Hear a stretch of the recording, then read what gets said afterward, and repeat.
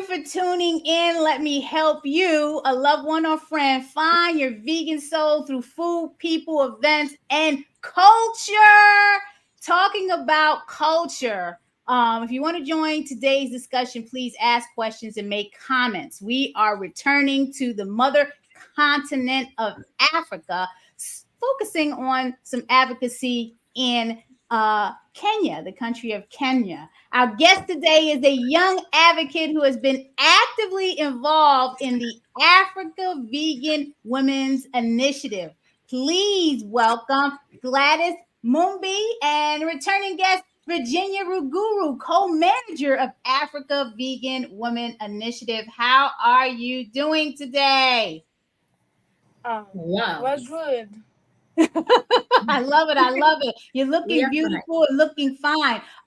Virginia, what's happening with African Vegan Women Initiative? Why are we here today? Wow, great. Thank you for having me here very shortly. Today, I'm not going to talk for long, but first of all, to remind us that the Africa Vegan Women Initiative is a leadership building program for plant-based advocates, women plant-based advocates in Africa. And currently, we have a total of approximately 16 African countries that are represented. Now, a movement cannot be sustainable if we do not take care of our future generations. And that is why today we have Gladys Mumbi, who will tell us where she is from. And she's one of the active and passionate young members of the African Vegan Women Initiative, have been very active in our community. And I just want to give her a chance to give us this journey on her youth advocacy, what she does. And we are looking forward to hear from Mumbi so that we learn much about the Africa Vegan Women Initiative and some of the activities that we do through you, for example. And welcome, Mumbi. Thank you so much. Great introduction. So, Gladys, can you share some of your advocacy activities in Africa and how people have reacted to them? So already veganism or a plant-based diet is a very controversial topic in Kenya and Africa especially because the animals is part of our culture. During like weddings, when you're handing over the woman to the husband's family, you have to give the parents like cows, like as a bride's price and stuff like that.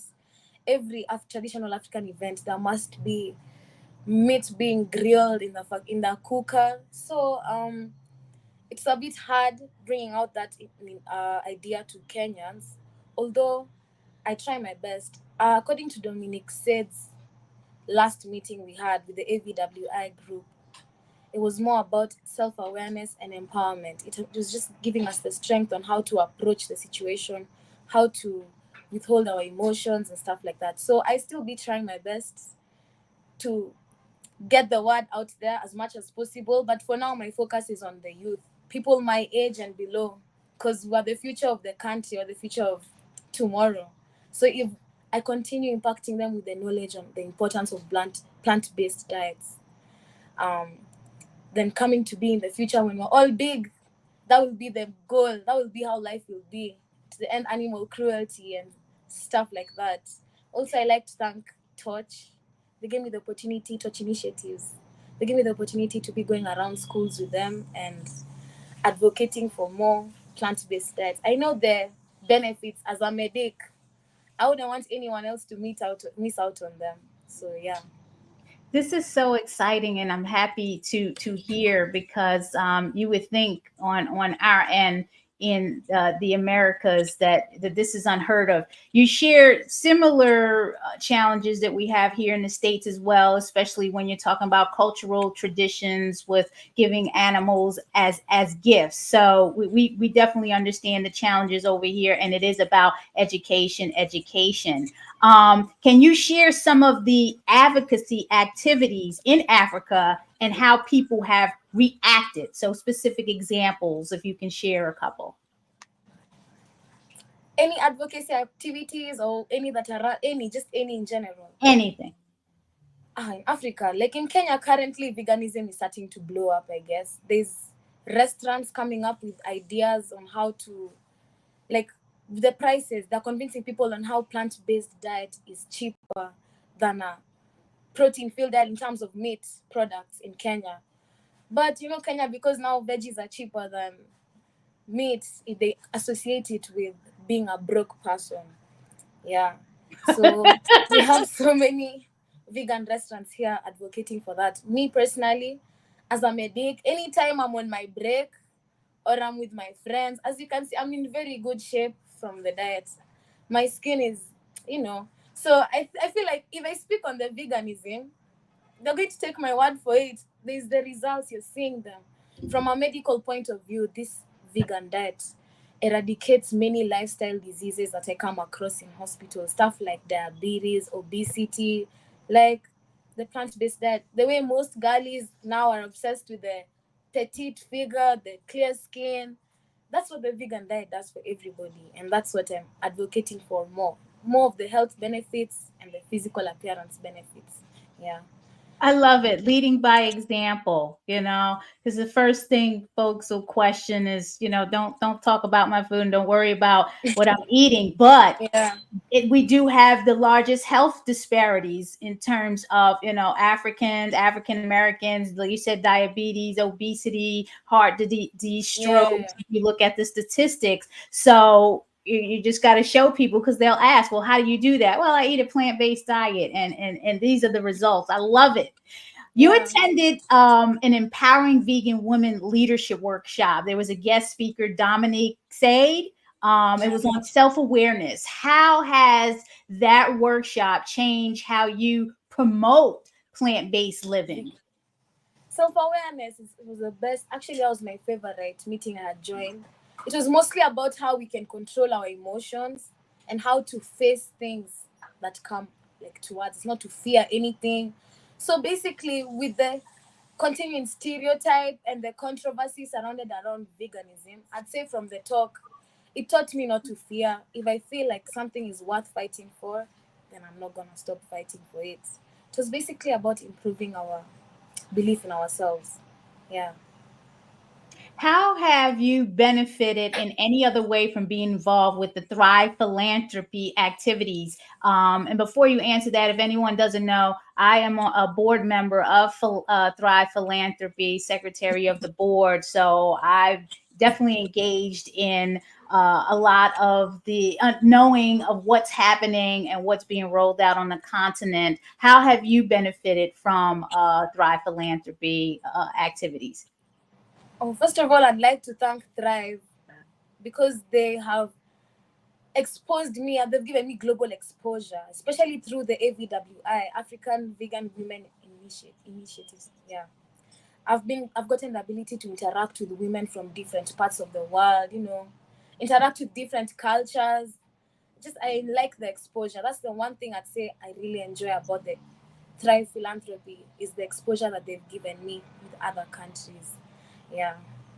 Yes, and also being surrounded by strong, powerful women who don't mind fighting for something very controversial in this country. Yes. That's important. That's That's important, important. because women in general have been suppressed for decades, centuries, and we're still getting used to our empowerment and our ability to speak Yeah. up and make decisions and Yeah. not be abused, whether it's emotionally, physically, mentally. So this is very important. So I love the work that the African Vegan Women Initiative is doing. What advice would you give to other young people in Africa who want to promote plant-based living? I'd tell them, we know the importance of a vegan diet. And never fear what everybody else has to say about something. You should just try your best to convince them that what you're saying is right. And also believing in yourself. Because I know I'm standing for something that is very passionate for me. I'm very much involved with health, I'm very involved with the body, the mind, So I feel like I'm passionate about it. Just if you're passionate about something, you should go for it. Don't fear anybody. Because one way or the another, there's a life you're changing, and from that one life you change, there's more and more and soon everybody will see the positive aspects of the plant-based diet. Yes. What advice would you give just for young women just trying to become leaders, young leaders? What would you say to them? I feel like in Kenya we have very many examples of leaders, female leaders, who I like quoting this one Kenyan leader. She's called Millie Odhiambo. She's in the Parliament of Kenya. She's the longest serving member of Parliament, lady member of Parliament. She always used to tell us that I know this is a bit, but she used to say being a good girl doesn't get you anywhere. Being a bad one will get you somewhere. Not doing bad things in terms of fighting the social cues that people have put around this topic of a plant-based diet. So being bad, fight against them, and you're going to shine. Everybody sees a bad girl and they're like, oh damn, they also want to be a part of that. They'll be like, then maybe what she's saying is true because she has the strength to discuss about it. We also have Lupita Nyong'o. She was Kenyan. I love her. She moved so many boundaries in life, reaching Hollywood as a Kenyan. And I like how passionate she is too about the vegan diet. I feel like she's also playing a big role towards Kenyan women. But now many people are actually starting to speak about it more passionately because we have very good, strong women behind us cheering us on about veganism. So, Great yeah. example, Lupita. I love it. I love it. What are your goals for the future of your advocacy work, and how do you plan to keep making a difference? So this is something to think about. What are your goals? Where do you see yourself next 3, 5, 10 years? Where do you want to go, and how do you plan to do this, make a difference? Hopefully, I'll have a huge platform by then. Right now, I'm moving slow by slow. But I know, not even hopefully, I know by then I'll have a big enough platform where I'll have influenced so many people on the importances of veganism, importances of a plant-based diet. Especially, it's cheaper. In terms of global, it's better for the economy. We don't like animal cruelty and everything like that. I feel like that's my goal, to make the point across, reach so many people. And I know it will. In terms of food security and everything, I know it will. So that's my goal. In the future, I'll reach. That's where I want to reach. Is there anything else you would like to say? How can people can connect with you? Any aspiring young advocates in Africa or even in the U.S. that might want to talk to you? How can they directly connect with you? And then Virginia, I'll bring you on if you want to say anything else about your program. How can they connect with you, Gladys? On my Instagram. What is your Instagram? My Instagram is _Mumbi Madenge. Wow, I love it. I love Virginia. Yes. Are you there? I think I am here. I am here. I am on. You're doing an amazing job with the African Vegan Women Initiative. Do you want to say anything else or put a plug before I go into my commercial? Yes, first of all, it is because Thrive Philanthropy has made it possible for us to amplify plant-based diet activities in Africa, that we are having young women like Gladys today, having a platform where she can be able to join and learn from one another. So we are very thankful as Africans for Thrive Philanthropy because of making it easy for women, young women, the youth, to be part of the constituency of this movement of plant-based diet for the health, environment, and for animals. Surely, if it was not for Thrive, I wouldn't know whether I would, for example, me personally, be able to make any strides. And therefore, I just want to encourage us to continue supporting Thrive Philanthropy and become a member of the Thrive Africa Vegan Women Initiative. Next week, we are continuing with our webinars, our capacity building webinars on leadership. And you don't want to miss how to create powerful visuals, powerful branding for your advocacy campaign. How are we telling our stories? We are also going to have people like Sparks. I'm not getting the name correctly, but they are coming to teach us about how to do strategic planning. How do we do good plans so that we are sustainable and we are doing our activities in a consistent manner? So we have lots and lots lined up for the Thrive Africa Vegan Initiative, and would love and welcome every one of us. If you're a woman out there listening to me, if you're a friend there, get in touch with us. Go to our website, learn about Thrive Philanthropy, learn about Thrive Philanthropy and Thrive Africa programs, and you will get our contact address there. Just write to us, and we welcome your support in any form, advice, being a member. And as long as you're from Africa or from any other part of the world, we are ready and glad to be hearing from you. Thank you so much, Naijha. Oh, no, thank you. It's such an honor to have both of you on here to talk about the advocacy that you're doing on the continent of Africa. So I'm definitely blessed to be in position. Anyone tuning in right now or watching the replay, you're tuning in to Naijha Speaks. You go to naijaspeaks.com. Please like this video, and subscribe if you want to see more of this. If you want to stay abreast of what's going on and feature interviews, please follow me on Naijha Speaks _vegan soul. This is a project of the Black Veg Society. Naijha Speaks is a project of the Black Veg Society. So we appreciate your support at blackvegsociety.org. We are meeting you wherever you are, spiritually, emotionally, physically. We are meeting you where you are on your journey towards the plant-based lifestyle, holistic health, and veganism. So please show your support.